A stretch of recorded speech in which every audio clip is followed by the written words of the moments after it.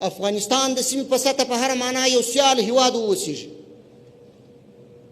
پر افغانانو غږ کوم چې اطاعت یې وکړي، ملاتړ یې وکړي او لاسنیوی یې وکړي. بعضې مشکلات به صحیح دي، بعضې ستونزې به صحیح دي، خو دا ستونزې او دا مشکلات دا په یوه ورځ نه حل کېږي، دا په یوه کال نه حل کېږي. دلته د نفاق تخم هم شیندل سوی دی،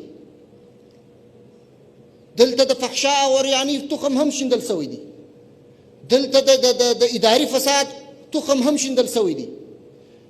دلته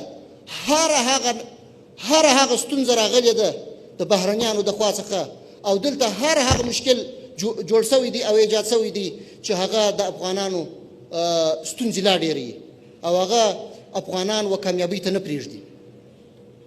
نو زه وایم چې راسئ متحد سو،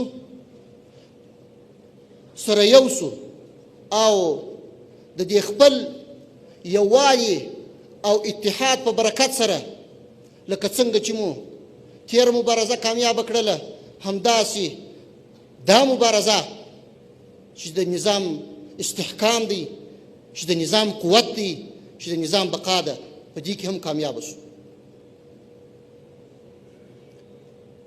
ولس باید د دشمن په هغه پوچو تبلیغاتو چې یا یې د امنیت په برخه کې خپروي، یا یې د اقتصاد په برخه کې خپروي، او یا په نورو مواردو کې ونه غولېږي.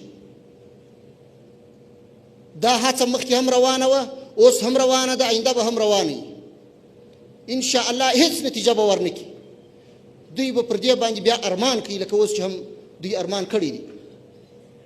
ډېر هغه هیوادونه چې زموږ په مقابل کې یا د دې اسلامي نظام او اسلامي امارت په مقابل کې یې خپل ولس ته پوچ تبلیغات کړي وه، نن حیران دي چې په دغه شرایطو کې چې موږ خپل ملت ته د طالبان یا د اسلامي امارت یا د مسلمانان په داسې یو وحشت سره معرفي کړي وه